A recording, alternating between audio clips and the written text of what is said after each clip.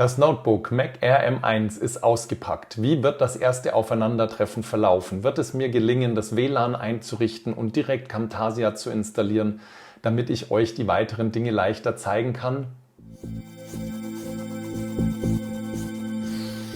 Hallo und herzlich willkommen zum Selbstversuch Windows-User nutzt Mac Air M1. Mein Name ist Arno Burger. Ja, das Notebook ist so geliefert worden mit dieser sehr schlichten Verpackung, so wie ich das vom iPhone auch schon kenne.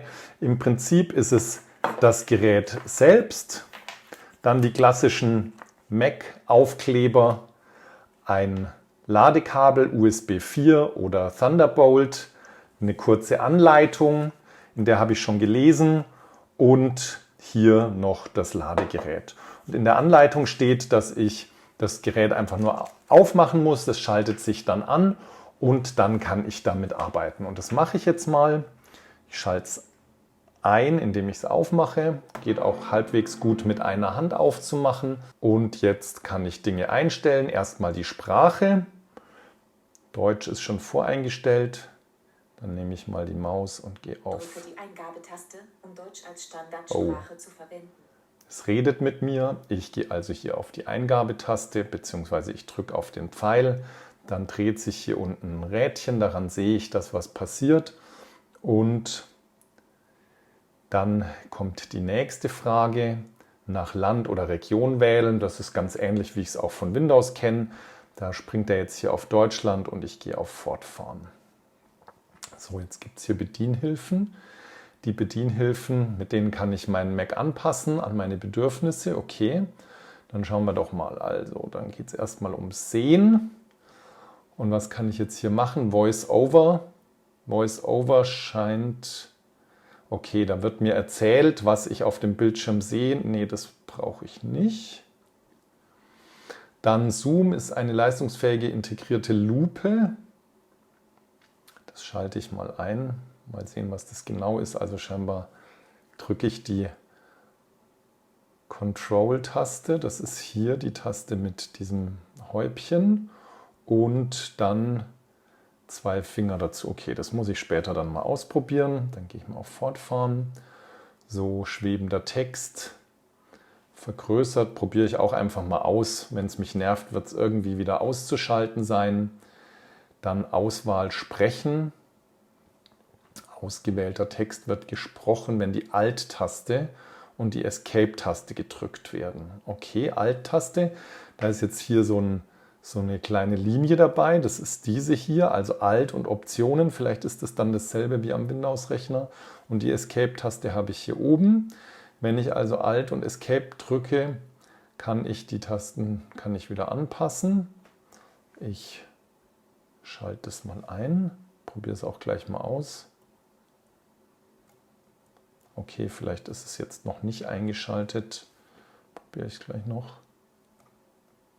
Okay, Sehen, Cursorgröße. da ist es. Mit der Cursorgröße kannst du deinen Cursor vergrößern, damit du ihn besser sehen und ihm folgen kannst. Okay, das brauche ich jetzt Cursorgröße. Mit der nicht. Okay, so. Ich mache mir den Cursor tatsächlich ein bisschen größer. Ich sehe nicht mehr so gut und dann ist das ganz hilfreich. Und Transparenz reduzieren, das ist mir lieber, glaube ich. Das ist ein bisschen schärfer, ja, das ist für mich besser. Kontrast erhöhen, das ist auch gut. Ich sehe wirklich nicht mehr so gut. Und dann das Erscheinungsbild mache ich mal hell, dunkel, automatisch. Ich habe das am Handy auch auf automatisch. So, Bewegung reduzieren, das ist was, das habe ich schon hin und wieder gesehen bei Freunden, wenn sich das dann so am Bildschirm bewegt. Ich fand es eher unangenehm, aber ich würde das jetzt einfach mal ausprobieren und dann mal schauen, vielleicht ist es ja auch ganz schick. So, gut, das war jetzt das Sehen, dann die Motorik. Die Bedienhilfe-Tastatur ist eine Bildschirmtastatur. Nee, ich mag die normale Tastatur verwenden. Dann Hören. Ich kann erweiterte Untertitel verwenden für Musik, Toneffekte, das brauche ich auch erstmal nicht.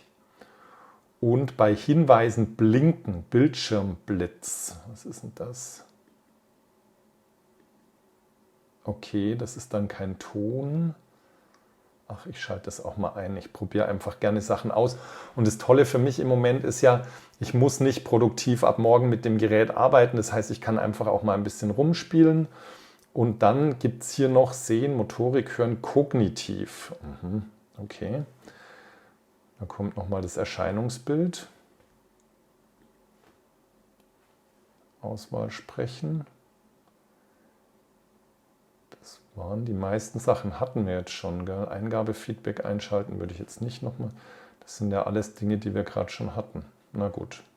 So, dann fortfahren. So, mein WLAN auswählen. Super, das kommt schon. Das brauche ich natürlich auch, damit ich jetzt auf andere Dinge zugreifen kann. Und ich wähle mein WLAN aus. Und dann gebe ich mal das Passwort ein. So, Datenschutz. Dieses Symbol wird angezeigt, wenn eine Apple-Funktion deine persönlichen verwenden möchte. Okay. Weitere Informationen. Gut, das lese ich mir jetzt nicht durch. Das macht ihr wahrscheinlich normalerweise auch nicht. Irgendwann wäre das mal sinnvoll. Jetzt im Moment. So, dann Migrationsassistent. Falls du Daten auf einem anderen Mac oder Windows-PC gespeichert hast, kannst du sie auf diesen Mac übertragen. Du kannst auch Informationen von einer Time Machine Backup oder einem anderen Startvolumen übertragen.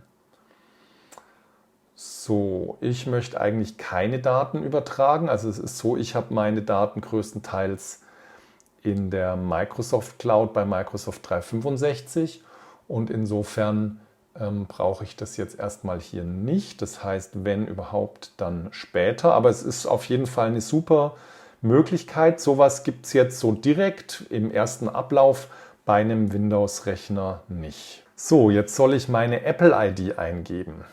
Und das möchte ich nicht, im Moment zumindest erstmal. Bei einem Windows-Rechner kann ich auch ohne Microsoft-ID arbeiten. Das heißt, das ist etwas, was ich später einrichte. Möchtest du überspringen? Das ist klar, da ist ganz viel damit verknüpft, aber ich im Moment brauche das nicht.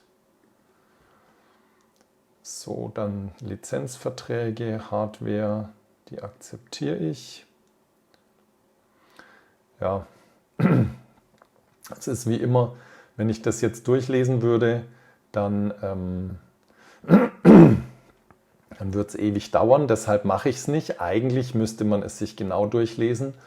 Und ich gehe jetzt einfach mal davon aus, so wie ihr das wahrscheinlich auch oft tut, dass es irgendjemanden gibt, der das mal überprüft hat und dass da sinnvolle Sachen drin stehen. Also akzeptieren. So, vollständiger Name, Accountname. Und dann gehe ich auf Fortfahren. So, die Express-Konfiguration. Die unten stehenden Funktionen und Einstellungen werden für mich konfiguriert. Erlaube, dass Karten und andere Apps und Dienste wie Wo ist und Spotlight-Vorschläge Daten zum Bestimmen deines Standorts erfassen und verwenden. Hilf Apple-Produkte. So, das ist etwas, was ich anpasse. Ich habe auf meinem Handy auch die Ortungsdaten nur an, wenn ich sie benötige. Und das heißt, ich deaktiviere das. Ich habe neulich mal mit Freunden geredet, die haben gesagt, das muss man unbedingt eingeschaltet haben, weil wenn man das Gerät verliert und so. Ja, das mag schon sein, aber ich finde es trotzdem nicht überzeugend. Und dann gehe ich auf Fortfahren. So, Mac-Analysedaten mit Apple teilen. Das würde ich jetzt einfach erstmal nicht machen. Mal später angucken, was das genau heißt. Und jetzt Bildschirmzeit. Ja, das stört mich jetzt eher nicht. Siri habe ich am Handy auch aus. Cortana habe ich am Windows-Rechner auch aus. Lasse ich also erstmal alles aus. Und gehe auf Fortfahren. Touch-ID, Fingerabdruck verwenden, um den Mac zu entsperren. Das ist etwas, was ich jetzt an meinem iPhone zum Beispiel verwende. Das finde ich ganz praktisch, ist natürlich auch, ja, hat gewisse Datenschutz-Hintergründe, die das nicht ganz sinnvoll machen, aber im Prinzip ist es für mich sehr praktisch und ich verwende das auf dem Handy auch schon. Also probiere ich das hier mal auch. So, das kann ich also zum Entsperren verwenden. Dann gehe ich auf Fortfahren. Jetzt geht es um meinen Bildschirm. Mein Mac passt sich automatisch an die Umgebungsbeleuchtung an. Das finde ich eigentlich ganz praktisch, wobei ich mal sehen muss, mir ist es oft zu dunkel. Insofern, ich probiere es jetzt mal so und gehe auf Fortfahren.